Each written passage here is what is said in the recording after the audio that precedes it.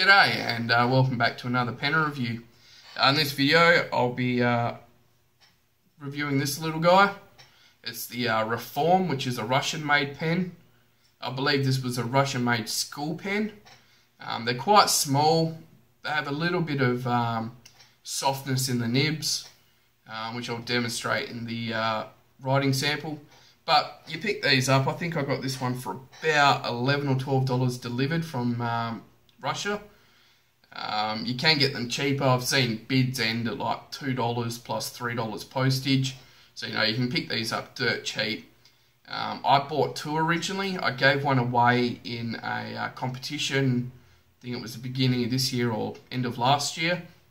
And both of them I did have to take out the section, take out the nib and feed, and actually grease up the piston on the inside because both pistons were quite tight. I also pulled this all out, greased all inside the threads, and both of them are now really smooth piston mechanisms. So be warned that if you get one, you might have to do a little bit of work to it. Both of them also wrote really dry, but I threw a shim or two in both of them. Didn't need to tidy up the nibs, it was just a shim, and it wrote a lot nicer. Alright, go into a bit of a description of it. So on the end here, at the cap end, you've just got a black round section. Goes to a goldy, brassy coloured clip, which is reasonably weak, but still springy enough to hold on to something. You got your black cap ending in another goldy coloured ring. You have a green section. Yes, I've left the sticker on. I always leave the stickers on. I don't know why, it's just what I do. Then it goes up to your section here, which is actually a piston filling knob. So you don't want to twist that at the moment because it's full of ink. So it's got a piston filler in it, which is quite nice. It holds a decent amount of ink. Like I said, I had to modify this and clean it up and tidy it and that to make it a decent filling mechanism. But aside from that, for the price, you know, you don't expect a great deal. Other than that, it's been a great little pen. It's a very narrow pen. You have your green section here, and it goes to a translucent blue section in the middle there for an ink window. I don't know if you can see that, but I didn't quite fill it up, so you can see the ink slosh around inside. The threads here are quite small. They're a little bit sharp, but you know, you don't really notice it when you're holding the pen. Maybe a little bit with your finger, but I haven't had any real issues with it. Straight normal black plastic feed. Goes through to what I believe is just a black plastic feed and a steel dual tone nib. It's gold and silver. Just says Reform Iridium Point. Nice looking little nib. Does a reasonably good job for the price. All fits together fairly well. Posts quite securely, which is also handy so you don't hit the knob. I like to post mine when I write with it. That way it turns it into a nicer size pen for me. But yeah, it writes quite nicely posted. Not posted even, it's still a nice size pen. It is a little bit thin, like narrow, but that's not a major issue with this one because it's so long I can sort of hold it further back and it's okay. Quite a nice pen for the price. Ex-Russian school pen, I guess. So it's a fairly fine nib.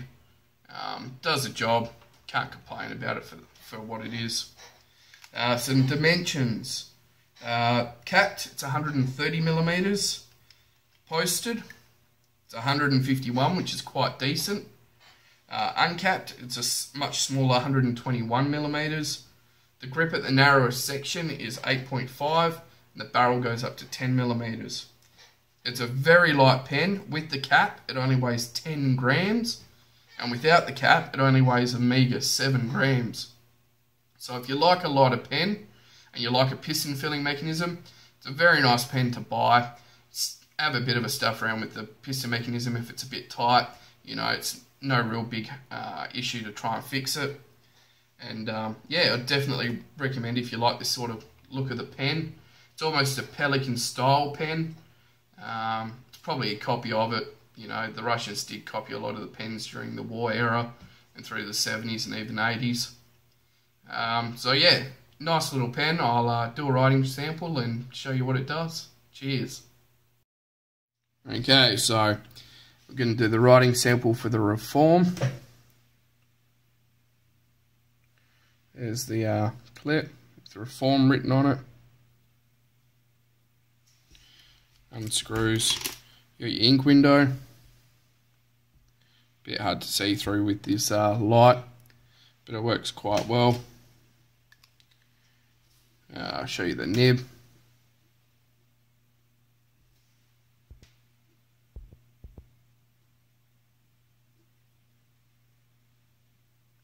Fairly basic, nothing special to it. It's quite a small nib, so we'll just get straight into a writing sample. So this is the Reform.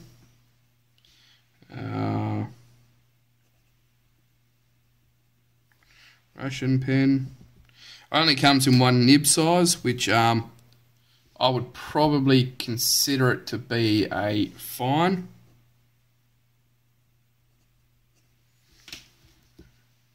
Give me a sec, camera needs to be put on charge. Camera's on charge again, sorry about that. So it only comes in the one nib size, which is probably closer to a European fine than anything else. It's a fairly smooth nib to write with. And this ink, let me just check, is Diamine Racing Green. This was actually a free bottle I got off missingpen.de when I purchased my Pelican M805. It's not a bad ink actually. Started to like it, especially in a wetter nib like this one. So it's Racing Green. So we'll do a bit of a writing sample.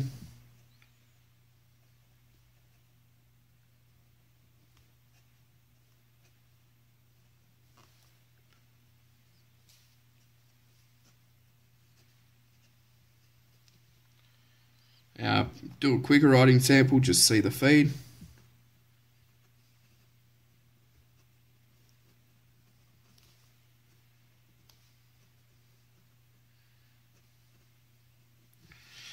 Just thinking about, I might have actually wetting this feed up. I can't quite remember. It was a while ago I purchased these pens.